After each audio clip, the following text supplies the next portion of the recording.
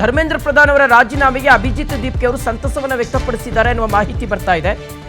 ಜಂತರ್ ಮಂತರ್ನಲ್ಲಿ ಕಳೆದ 27 ದಿನಗಳಿಂದಲೂ ವಿದ್ಯಾರ್ಥಿಗಳು ಪ್ರತಿಭಟನೆ ಮಾಡ್ತಾ ಇದ್ರು. ಅವರು ಸಂಭ್ರಮಾಚರಣೆಯಲ್ಲಿ ನಿರತರಾಗಿದ್ದಾರೆ. ಈಗ ರಾಜೀನಾಮೆ ಸಾಧ್ಯವಿಲ್ಲ ಎಂದವರೇ ರಾಜೀನಾಮೆಯನ್ನು ಕೊಟ್ಟಿದ್ದಾರೆ. ಸೊ ಜಂತರ್ ಮಂತರ್ನಿಂದ ಬರ್ತಾ ಇರತಕ್ಕಂತಹ ಪ್ರತಿಕ್ರಿಯೆ ಇದು. ಮೋದಿ ಸರ್ಕಾರದಲ್ಲಿ ರಾಜೀನಾಮೆ ಸಾಧ್ಯವಿಲ್ಲ ಅಂದಿದ್ರು.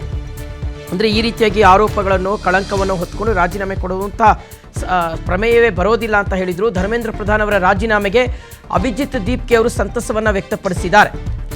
ಜಂತರ್ ಮಂತರ್ನಲ್ಲಿ ವಿದ್ಯಾರ್ಥಿಗಳು ಸಂಭ್ರಮಾಚರಣೆಯನ್ನು ಮಾಡ್ತಾ ಇದ್ದಾರೆ ಎನ್ನುವ ಮಾಹಿತಿ ಸಿಗ್ತಾ ಇದೆ. ಎಸ್ ಅಫ್ಕೋರ್ಸ್, ಯಾಕೆಂದರೆ ಮಾಡಲೇಬೇಕು ಇಷ್ಟು ಹೋರಾಟ, ಇಷ್ಟೆಲ್ಲ ಬವಣೆಗಳು. ಯಾಕಂದರೆ ಒಂದು ಕಡೆ ಅಭಿಜಿತ್ ದೀಪ್ಗೆ ಅವ್ರಿಗೆ ಆರೋಗ್ಯ ಸರಿ ಇಲ್ಲ, ಅವರು ಆಸ್ಪತ್ರೆಯಲ್ಲಿ ಚಿಕಿತ್ಸೆಯನ್ನು ಪಡ್ಕೊಳ್ತಾ ಇದ್ದಾರೆ. ಆದಾಗ್ಯೂ ಸಹ ಅವರು ಏನು ಹೇಳಿದರು, ತಮ್ಮ ಹೋರಾಟ ಮುಂದುವರಿಯುತ್ತೆ.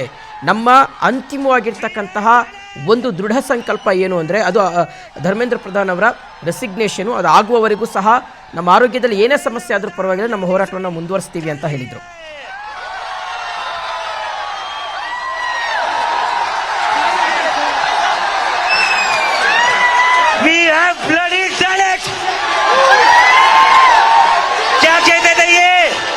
क्या कहते थे, इस सरकार में इस्तीफे नहीं होते।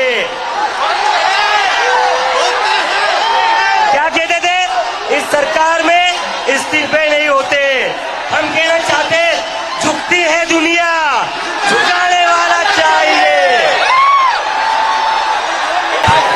रुक जाओ।